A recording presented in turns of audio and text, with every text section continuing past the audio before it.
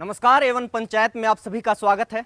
Avon panchayat में हमारे साथ सवाल जवाब के सिलसिले में शामिल होने के लिए कांग्रेस के दिग्गज नेता और राज्यसभा सांसद खुद बीरेंद्र सिंह मौजूद हैं। बीरेंद्र सिंह जी, स्वागत है एवन पंचायत में आपका। और इस पंचायत में बीरेंद्र सिंह से सवाल जवाब करने के लिए जो पंच हमारे साथ मौजूद हैं उनका भी परिचय करवा देते हैं। हमारे साथ पवन कुमार बंसल मौजूद रहेंगे, वरिष्ठ पत्रकार हैं, कई समाचार पत्रों के साथ जुड़े रहे हैं। साथ ही साथ अमित नेहरा वरिष्ठ पत्रकार हमारे साथ मौजूद रहेंगे। हमारे साथ एवन संवाददाता रवि यादव मौजूद रहेंगे और हमारे साथ राहुल शर्मा मौजूद रहेंगे, टीवी जर्नलिस्ट हैं। बीरेंद्र सिंह जी, सवाल जवाब का सिलसिला शुरू करते हैं। सबसे पहला और सीधा सवाल ये, जो आज के हरियाणा के राजनीतिक गलियारों में जोर शोर से गूंज रहा है, क्या आप कांग्रेस छोड़ रहे हैं और बीजेपी में शामिल हो रहे हैं? ये सवाल सबसे बाद में करना था आपको, शुरुआत तो दूसरी करनी थी। लेकिन जो भी है, ये इस सवाल का जवाब कुछ नहीं होता। राजनीति में कब क्या होता है वो होने के बाद ही उसके जवाब दिए जाते हैं। दूसरी बात ये कि मेरा राजनीतिक जीवन 42 साल का है और वो हमेशा कांग्रेस का रहा है और मैंने हमेशा पार्टी में अपनी निष्ठा को साबित किया है। और यही नहीं, जो भी जिम्मेदारी मुझे सौंपी गई है उस पर मैं खरा उतरा हूँ। तो मैं ऐसी पार्टी जिससे मेरा इतना लंबा जुड़ाव रहा है, मैं ये समझता हूँ कि मैंने कभी भी क्राइसिस में मैं पीछे नहीं हटा हूँ। लेकिन बहुत सी ऐसी चीज़ें हैं जिन पे हमारे को हरियाणा के हित और हरियाणा के जो अगले 5-10 साल का जो समय है उसमें कैसे हमारे को हरियाणा के लोगों को आगे बढ़ाना है। हम राजनीतिक गलियारों में सिर्फ राजनीति करने के लिए राजनीति ना करें, बल्कि हरियाणा के 2.5 करोड़ लोगों को एक सुखद स्थिति, चाहे वो आर्थिक रूप से हो, चाहे वो सामाजिक रूप से हो, चाहे हमारी चाहे वो कांग्रेस में रह के हो, चाहे बीजेपी में रह के हो, ये आपके जो यानी कयास हैं, इन कयासों का कोई जवाब नहीं बनता। आप बोल दीजिए ना कि कयास झूठे हैं, ऐसा हो नहीं, कयास हैं। आप अपने कयास रखो, आपको मैं कब कह रहा हूँ कि ना रखो, लेकिन कयास सत्यता नहीं होती और कयास जो आधार होता है, आधार भी नहीं होता, आधार होता है। इस तरीके के बयान आधार होते हैं। ये जो मेरा बयान है और जो पहले भी मैं देता रहा हूँ, मैं पार्टी के हित में हमेशा बयान देता रहा हूँ। तो इसलिए आप ये भी कहते रहे हैं कि आप हमेशा कांग्रेसी हैं, कांग्रेसी रहेंगे हमेशा हमेशा के लिए। अभी भी कहिए आप कांग्रेसी हैं और कांग्रेसी ही रहेंगे। मैंने बता दिया आपको, कांग्रेस का मतलब क्या लगाते हैं आप?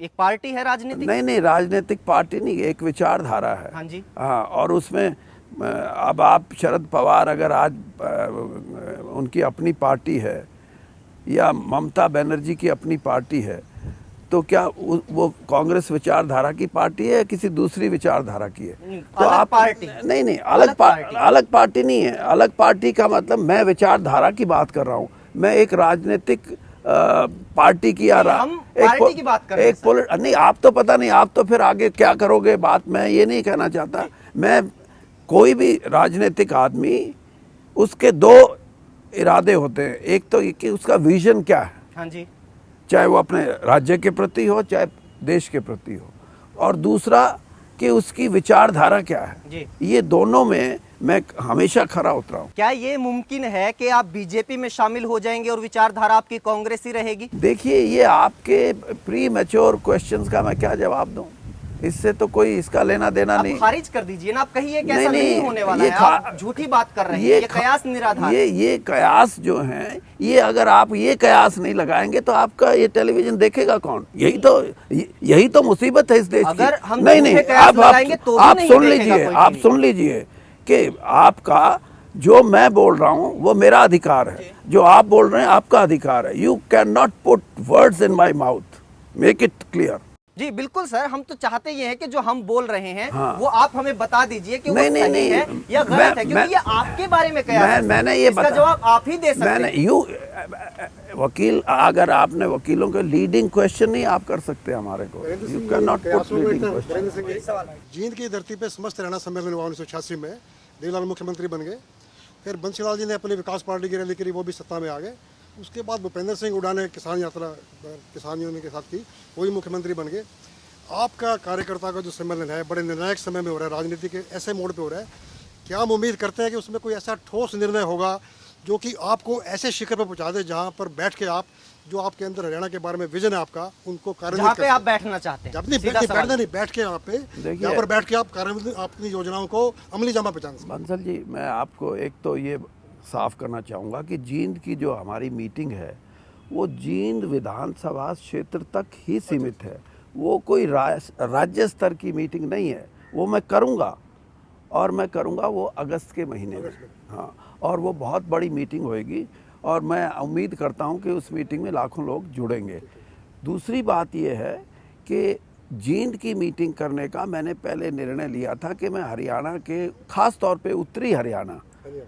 जो आप बात करें मैं अब वो बात कर रहा हूँ जी। कि उत्तरी हरियाणा के साथ जो भेदभाव हुआ है उस भेदभाव को मैं उठाता रहा हूँ। अब से नहीं, अब तो इलेक्शन नज़दीक हैं, कोई भी अपने स्वार्थ के लिए उठा सकता है। अंदरूनी पार्टियां आ गई, वो कर मैं देंगे, कर शुरू देंगे, वो से कर देंगे। जब मैं हरियाणा सरकार में वित्त मंत्री था तब से लेकर आज तक मैंने कुछ मुद्दे ऐसे उठाए हैं जो शायद मेरी पार्टी को या उस समय के या इस समय के मुख्यमंत्री को ठीक ना लगे, लेकिन मेरा कर्तव्य ही है कि जो लॉपसाइडेड डेवलपमेंट हुई है और जींद लेकिन को आपकी सुनवाई नहीं हो रही ना। सवाल ले लेते हैं जी। सिंह साहब, अखबारों में कई दिन से आ रहा है कि आपने अपने समर्थकों के लिए कांग्रेस पार्टी से 30 सीटों की डिमांड की है, तो क्या ये सच है? ये इस हद तक सच है कि मेरे राजनीतिक जीवन में मैं 1980 में पहली बार राज्य स्तर पे युवा कांग्रेस का अध्यक्ष बना। 2 बार मैं कांग्रेस का अध्यक्ष रहा, 1985-86 में और फिर 1990 से 1992 तक। और मेरे साथ हज़ारों ऐसे कार्यकर्ता उस समय के जुड़े हुए आज भी मेरे साथ खड़े हैं सारे हरियाणा में। मैं ये चाहता हूँ और मैंने खुल के ये बात कही है कि ऐसे लोग जिनको मैं ये समझता हूँ कि दूसरे कैंडिडेट से वो बेहतर होंगे, मैं उनके लिए लड़ाई लड़ूंगा, संघर्ष करूंगा कि उनको पार्टी तो उम्मीदवार बनाए और उनकी संख्या 30 भी हो सकती है। मैं ये नहीं कहता कि 30 कोई मापदंड है। जी चौधरी साहब, इसी से जुड़ा हुआ सवाल, क्या यही शर्त आपने बीजेपी के सामने भी रखी है? क्योंकि आप 2 बीजेपी के बड़े नेताओं से मिले हैं। आप बीजेपी की तो मेरे से बात ही क्यों कर रहे हैं जब बीजेपी का कोई, मैं आज कांग्रेस का आदमी हूँ, कांग्रेस में हूँ, आप कांग्रेस से जुड़े हुए सवाल। बीजेपी के नेताओं से मिले हैं हाल फिलहाल? मैंने बता दिया कि ओम मेरा माथुर कोई से, किसी से कोई मिलना राजनाथ नहीं, सिंह से कोई आपकी मुलाकात नहीं हुई? नहीं। अगर आप राजनाथ सिंह जी सिर्फ बीजेपी के अध्यक्ष नहीं है, वो देश के गृह मंत्री हैं और मैं मेंबर पार्लियामेंट हूँ, मैं उनको 10 बार मिल सकता हूँ। लेकिन मैंने बता दिया आपको कि मैं 10 बार मिल सकता हूँ, लेकिन आप जो कह रहे हैं जिस निशाने को लेके कह रहे हैं वो बिल्कुल गलत है, निराधार है। नहीं, उस संदर्भ में नहीं, लेकिन आप मिले नहीं, ये कोई बात हाल नहीं, ये कोई बात ओम नहीं। माथुर यू से- can't put words in my नहीं, माउथ। सर, एक सवाल नो का जवाब मेक सीधा। It understand. I will not तो साहब, स्पीक 30 सीटों की डिमांड जो आपने दैट इज की नॉट है- प्रॉपर नहीं, ऑन सवाल योर अभी भी पार्ट। वहीं का वहीं है। 30 सीटों की डिमांड आपने की है और लगातार जो आपके समर्थक भी चाहते हैं कि चंडीगढ़ की कुर्सी पे आपको कहीं ना कहीं विराजमान होना चाहिए। एक सीनियर लीडर थे आप, राजीव गांधी की टीम में थे। क्या लगता है हाईकमान जिस तरह से लगातार अनदेखी कर रहा है, 2 स्टेटों में आपने कांग्रेस की सरकार बनवाई, चाहे उत्तराखंड हो या हिमाचल, उसके बाद कैबिनेट मंत्री में आपकी लिस्ट में नाम आता है, वहां से आपको किनारे कर दिया जाता है। इस चुनाव में यदि आपको किनारे कर दिया गया तो क्या कांग्रेस का दामन छोड़ने वाली बात है? मैंने बताया कि मैं अब मेरी जो उम्र है उसके हिसाब से मैं ये समझता हूँ कि राजनीति में वैसे तो कोई उम्र का हिसाब नहीं होता, लेकिन मैं ये ज़रूर मानता हूँ, मेरे साथी भी ये मानते हैं कि अगर हम इसी तरीके से चलते रहे तो हमारे को जो अपेक्षित परिणाम हैं राजनीति में वो शायद ना मिलें। तो इसलिए वो मेरे को ज़रूर ये सलाह देते हैं कि आपको कोई ना कोई ठोस निर्णय लेने पड़ेंगे और इसीलिए मैंने वो ये कहा है कि मैं अपने साथियों को टिकट के लिए कोशिश करूंगा, पुरजोर कोशिश करूंगा। जी सवाल सही साहब, आपको क्या लगता है कि जो लोकसभा चुनाव में कांग्रेस की इतनी बुरी हार हुई उसके लिए भूपेंद्र सिंह हुड्डा जिम्मेदार थे? उन्हें कम से कम नैतिक जिम्मेदारी लेनी चाहिए थी ताकि कार्यकर्ताओं में एक मनोबल जाए। आपको मैं बताऊं 1999 में भूपेंद्र सिंह हुड्डा कांग्रेस के प्रदेश अध्यक्ष थे और 10 की 10 सीटें हारे थे हम। तो उन महाशय ने उस वक्त भी नैतिक जिम्मेदारी को समझ के कोई इस्तीफे की पेशकश नहीं की। अब तो अपने बेटे की सीट जितवाई है तो वो इसी को कीर्तिमान मानते हैं। वो कहते हैं ये तो बड़ी भारी उपलब्धि है और हमारे को कहते हैं कि वीरेंद्र सिंह अपनी जमीन तलाश करे। अरे भले आदमी, ज़मीन, अगर कांग्रेस की ज़मीन को किसी ने कमज़ोर किया है तो जो जिम्मेवार हैं वो जिम्मेवारी अपनी माने। मैं आज भी ये कहता हूँ कि हम 9 सीटें क्यों आ रहे हैं, किसी न किसी वजह से आ रहे हैं। पार्टी के प्रति किसी न किसी रूप में वोटर का रुझान नहीं था, तो उसका जिम्मेवार कौन होगा? जो जिम्मेदारी के पदों पे बैठे हैं। वीरेंद्र सिंह जी से जुड़े सवाल आ गए, और ये ऐसे ही कहेंगे सेनापति ने अपनी सारी सेना मरवा दी अपने बेटे को बचाने के लिए, तो उन्हीं के नेतृत्व में अगर चुनाव होते हैं तो क्या परिणाम रहेगा? बेशक आपके 30 उम्मीदवार भी अच्छे नहीं रहेंगे। आपकी क्या भूमिका रहेगी? परिणाम अच्छे नहीं रहेंगे। अच्छे नहीं रहेंगे। आपकी क्या भूमिका रहेगी तो उसमें पार्टी के व्यापक हित में तो आप इस बात पे जोर देंगे कि अच्छे परिणाम लाने के लिए? मैंने कहा, मैंने अभी हमारी राहुल जी ने मीटिंग बुलाई थी, हाँ जी, उसमें मैं और शैलजा और चीफ मिनिस्टर और पीसीसी प्रेसिडेंट 4 ही लोग थे, और हमने कुछ सुझाव दिए हैं उनको। उनमें एक ये भी सुझाव है कि आप जो कांग्रेस की जो कैनवस है, जैसे आपने लगाया पंचायत A1 पंचायत, इस तरह कांग्रेस की जो कैनवस है उस पे नए रंग भरने की जरूरत है। लार्जर कैनवस बनाइए तो, और नए रंग जब तक नहीं भरे जाएंगे तो धूमिल हो चुके हैं रंग, उनसे जनता प्रभावित नहीं नया होगी। रंग आपको लगता है कि मुख्यमंत्री को बदल के चुनाव में जाना चाहिए? अगर विधानसभा चुनाव में चेहरा बदला जाएगा तो शायद कांग्रेस की जो इमेज है शायद वो मेकओवर हो सके। अब आप जो बात है वही, नए रंग को अगर आप परिभाषित करेंगे तो आप अपने तौर पे कर सकते हैं, लेकिन मैंने अपनी बात कही है, आप समझ जाएं। वीरेंद्र सिंह जी, आप पे आरोप भी है और आपसे सवाल भी ये है कि आप हाईकमान के फैसले को नहीं मानते। हाईकमान जब भी कोई फैसला लगता है, आप जहां पे जुड़े हो, आपको लगता है कि ये आपके साथ नाइंसाफी हुई है। मुख्यमंत्री नहीं बनाया गया, आपको लगा कि आपके साथ नाइंसाफी हुई है। आपको केंद्र में मंत्री नहीं बनाया गया, आपको लगा कि आपके साथ नाइंसाफी हुई है। क्या आप हाईकमान के फैसले की इज्जत नहीं करते, मानते नहीं? हाईकमान के फैसले की इज्जत नहीं करता तो माय डियर मैं अभी तक कांग्रेस छोड़ दिए होता। तो फिर आप बार इससे एक मिनट सुन लीजिए। अब आप 65 साल के इतिहास में कभी ऐसे नहीं हुआ कि मुझे प्रधानमंत्री का लिखित चिट्ठी मिली हो और मुझे कहा गया हो कि आप 17 जून को शपथ लेंगे और आप दिल्ली में रहिए। जी जी जी, मैं उसी संदर्भ में आपसे तो मैंने सिंह साहब, 2 लाख लोग जोड़े जींद में। जी बिल्कुल। अगर मुझे अगर मैं ये निर्णय लेता उस वक्त कि मैं पार्टी इसलिए छोड़ रहा हूँ कि मेरा अपना इंटरेस्ट सर्व नहीं हुआ, तो मेरे से घटिया पॉलिटिक्स कोई नहीं करता। उस टाइम पे बहुत सारे लोग आए भी रैली में इसी लिहाज से थे, ये सोच के आए थे कि वीरेंद्र सिंह कोई बड़ा फैसला लेने वाले हैं, लेकिन ऐसा हुआ नहीं। लोग क्या सोच के आए? लोग ये सोच के नहीं आए थे, लोग ये सोच के आए थे कि वीरेंद्र सिंह को श्रीमती सोनिया गांधी रेलवे मिनिस्टर बना रही थी, लेकिन किन्हीं कारणों से वो नहीं बन सके। अगर वो बन जाते तो हमारे हजारों बच्चों को रोजगार मिलता। ये थी उनके मन की भावना, और वो अपने आप को एक किस्म से ठगा हुआ महसूस कर रहे थे। आखिर बर्दाश्त की एक सीमा होती है, कब तक बर्दाश्त आप करेंगे? बदले जी बिल्कुल। देखिए, आपकी बात नहीं मानी जाती, आप जितनी शिकायतें करते, किसी शिकायत पर कोई कार्रवाई नहीं होती। आपके कार्यकर्ताओं की अनदेखी हो रही है, आपके इलाके की अनदेखी हो रही है। मैंने किसी की कभी शिकायत नहीं की, और आप हैरान होंगे कि मैंने ये चुनाव खत्म होने के बाद, हम तो इस बात से भी हैरान हैं, आप ये कह रहे हैं कि आपने कभी किसी की शिकायत नहीं की। 10 अप्रैल को पोलिंग हुआ था। मैंने भूपेंद्र सिंह हुड्डा जी को 14 तारीख को टेलीफोन किया, 14 को या 15 को। मैंने कहा हमारी स्थिति अच्छी नहीं रहेगी इस चुनाव में, अगले 4-5 महीने में चुनाव असेंबली का आना है, अच्छा ये हो कि हम बैठ के कुछ बातें करें। और मैंने उनसे 2 घंटे लंबी वार्तालाप इसी बात में की कि हम अपना पार्टी का इमेज कैसे उभार सकते हैं। लेकिन उन्होंने ये कहा कि जो आप कह रहे हो कि यहाँ हमने गलतियाँ किया, वो आपकी धारणा गलत है, आपकी सोच गलत है, मैं जो कर रहा हूँ वो ठीक है। और हो सकता है ये एक ह्यूमन वीकनेस है, मानवीय कमज़ोरी है ये। मैं भी कल अगर चीफ मिनिस्टर बनूँ, तो हो सकता है मैं जो सोचूं वही मैं सोचूं ठीक है, बाकी सब गलत है। लेकिन चौधरी साहब, यदि आप बात करें कार्यकर्ता सम्मेलन जिस तरह चल रहे हैं, आपसे कोई सुझाव नहीं लिया गया, कुमारी शैलजा से कोई राय तक नहीं ली गई, आपके कार्यकर्ताओं को आपके जिले में घुसने तक नहीं दिया गया, आप इतने मजबूर हो गए कि उनकी मीटिंग अब अलग से ले रहे हैं। लगता नहीं कि अब पानी सर से ऊपर जा चुका है? कांग्रेस में एक दिग्गज नेता की लगातार अनदेखी हो रही है और बड़े फैसले की जरूरत कहीं ना कहीं टकटकी लगाए कार्यकर्ता देख रहे हैं। देखिए, बात यह है कि ये अच्छे शब्दों का इस्तेमाल किया आपने, दिग्गज नेता, कार्यकर्ता की अनदेखी, ये बढ़िया लफ्ज़, बहुत बढ़िया है। सच्चाई नहीं है क्या? लेकिन नहीं, आप सुनिए,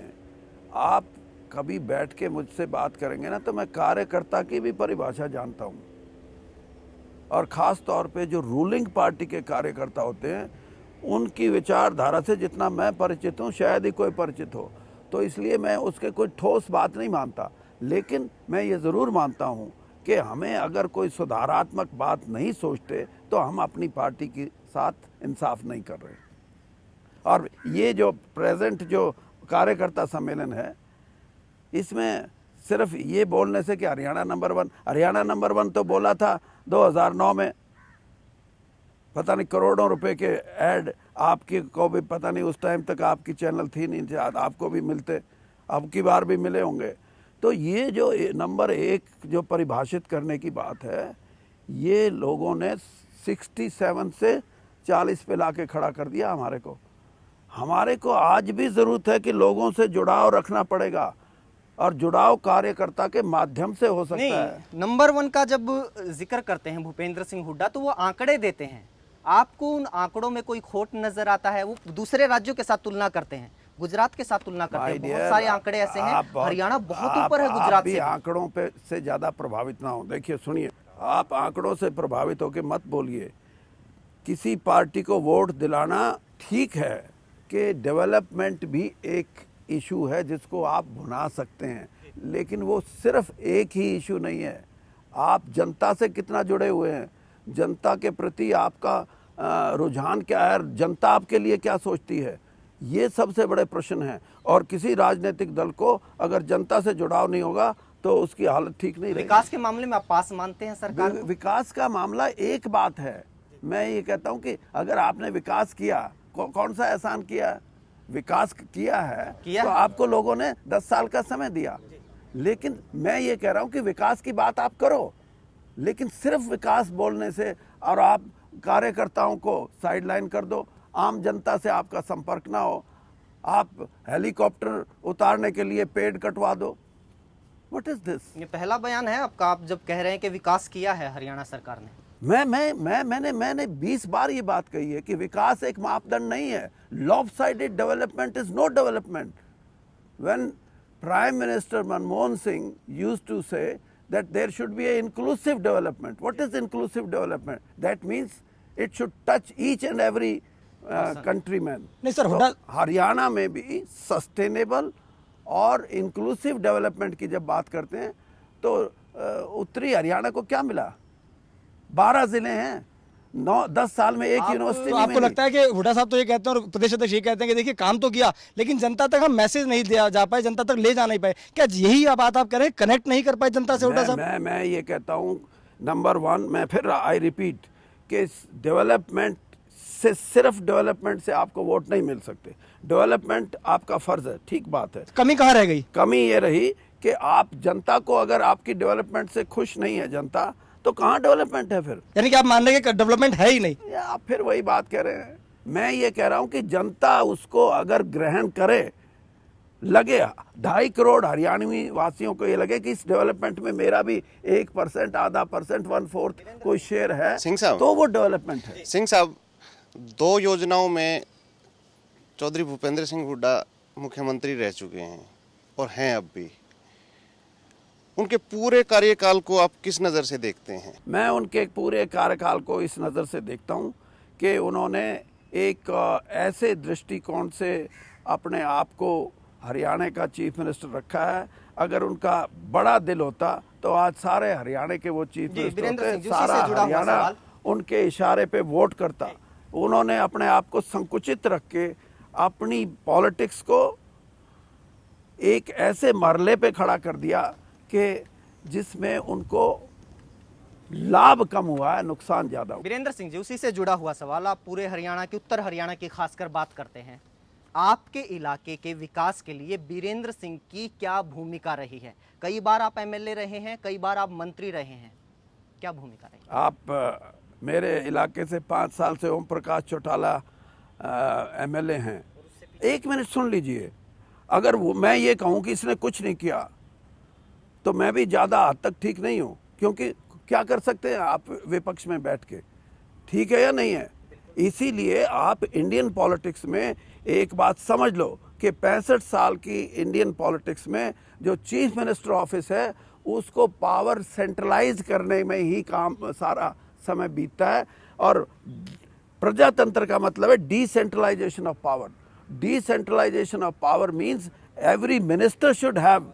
ये वीरेंद्र सिंह के साथ ही क्यों हो रहा है सर? वीरेंद्र सिंह और भी मंत्री हैं और भी विधायक हैं, हर सरकार में काम करवाते हैं, वीरेंद्र सिंह किसी भी सरकार में काम नहीं करवा पा रहे। मैं फिर आप वही बात कह रहे हो, आप ये नहीं, आप मिनिस्टर का और चीफ मिनिस्टर का क्या समझते हैं?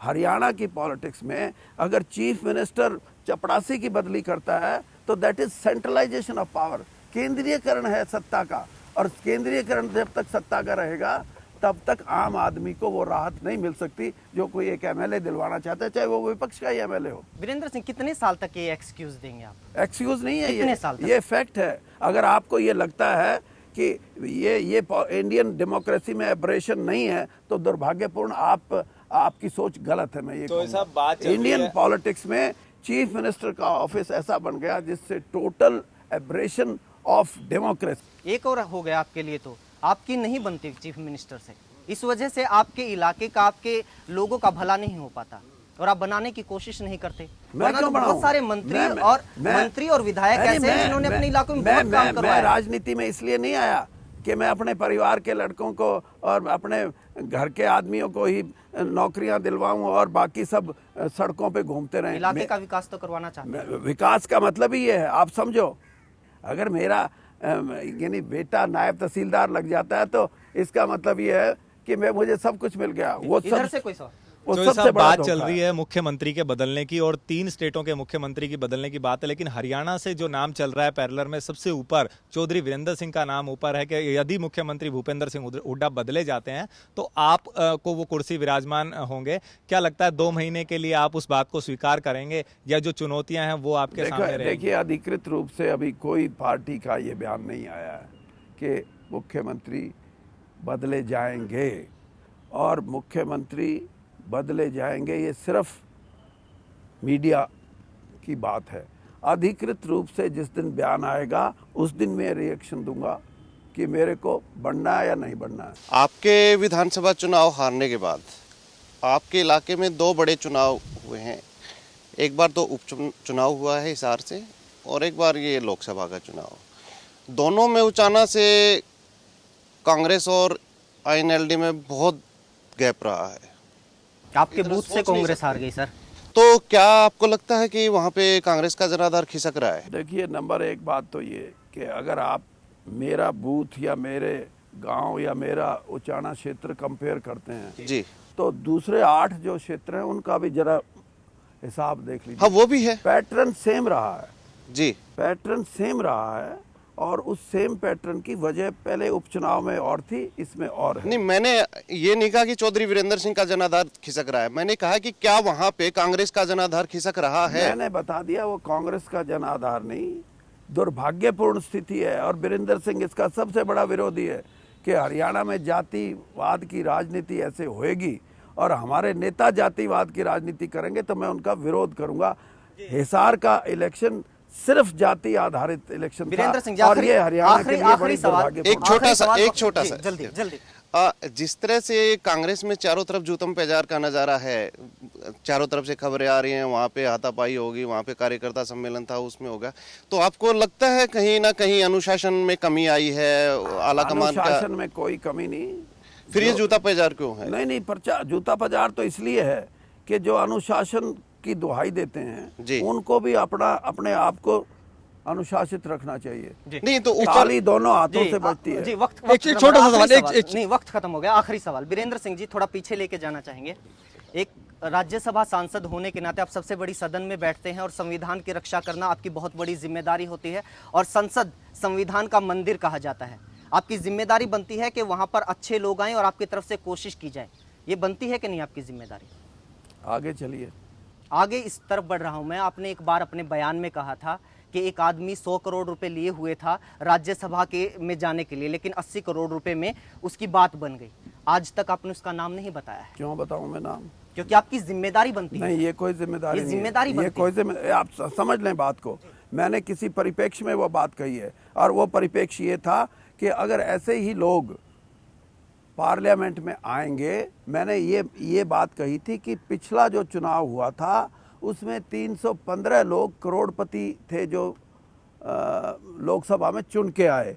तो मैंने ये कहा कि राज्यसभा में भी ऐसे ही लोग आएंगे तो एक दिन ऐसा समय आएगा कि गरीब की तो कोई बात सुनने वाला या बात करने वाला नहीं होगा। आपके शब्द ये थे चौधरी साहब कि एक आदमी मेरे पास आया, अब इसके आगे की बात, मेरे पास आया 100 करोड़ रुपए थे, लेकिन बोला कि मेरा तो 80 करोड़ में काम हो गया, 20 करोड़ मेरे बच गए हैं। और ऐसे 20 लोगों के मैं नाम बता सकता हूं। आपके ये जवाब थे। 20 लोगों के आपके नाम बताना जिम्मेदारी बनती है नहीं, सर? मेरी कोई जिम्मेदारी नहीं, क्योंकि वो लोग अगर संसद में बैठते हैं और आपकी जानकारी में है तो ये संसद के लिए सही नहीं, ये संविधान के लिए सही नहीं। किसी व्यक्ति विशेष के नाम बताने से राजनीति परिवर्तन नहीं आ सकता। नहीं आएगा, मैंने आएगा सर। मैंने उस पार्टी का उस नेता का नाम बताइए, आप बिल्कुल परिवर्तन आएगा। नहीं, मैंने ये बात कही कि इस किस्म की राजनीति अगर देश में प्रफुल्लित हुई तो दुर्भाग्यपूर्ण स्थिति होगी कि कोई भी गरीब की बात करने वाला, किसान की बात करने वाला हाउस में नहीं होएगा। ये दुर्भाग्यपूर्ण स्थिति नहीं है कि आप उनका नाम छिपाएंगे और कि कोई गड़बड़ी आपने की है तो आपका नाम वो छिपा देंगे। तो देश को, लोगों को सच्चाई किससे कब कहां पता चलेगी? जी, आपको पता नहीं, वीरेंद्र सिंह ऐसा आदमी है 42 साल की राजनीति में। मैंने खुद प्लेटफॉर्म पे, पब्लिक प्लेटफॉर्म पे मैं कहता हूं कि मेरी सीबीआई इंक्वायरी कराओ। तुम सारे एक मिनट, सारे राजनीतिकों को भ्रष्टाचारी बताते हो, ये नहीं है। राजनीति में ईमानदार लोग भी बसते हैं और ये आपकी प्रेस जो है ये हर आदमी को ये प्रोजेक्ट करने की कोशिश करती है कि इसने कहीं ना कहीं खोट किए होंगे। आप 20 लोगों के नाम तो आप खुद जानते हैं। मैं 20 नहीं, मैं 100 के जानता हूँ। तो फिर बताइए ना, ये आपकी जिम्मेदारी, ये जवाब नहीं है सर आपकी। ये आपके मूड की बात नहीं है, कब मूड करेगा तो आप बताएंगे। आप 100 कौरवों के नाम जानते हो? दुर्योधन और उसको जनरल नॉलेज का सवाल नहीं है सर। जनरल आप ये कहिए कि आपकी जनरल नॉलेज की बात बनती नहीं है। जनरल, मैं I am talking of A trend which is creeping in our political system. And I still denounce that. छोटा सा सवाल, बिल्कुल वक्त का। आपके उस बयान के बाद आपको क्या लगता है कि पैसे वालों का बोलबाला कम हुआ है या ज्यादा हुआ है? इसके लिए पब्लिक ओपिनियन तैयार करना पड़ेगा। आपको क्या लगता है सर? पब्लिक आपको क्या लगता है? पीछे हट गए ना। मैंने बता दिया आपको। वक्त खत्म हो गया। वक्त खत्म हो गया। माफ कीजिएगा। बहुत बहुत शुक्रिया वीरेंद्र सिंह जी एवन पंचायत में शामिल होने के लिए। तमाम पंचों का बहुत बहुत शुक्रिया एवन पंचायत में शामिल होने के लिए। एवन पंचायत में आज इतना ही। अगली बार किसी और नेता की बारी, किसी और मुद्दे पर चर्चा करेंगे। तब तक इजाजत दीजिए। नमस्कार।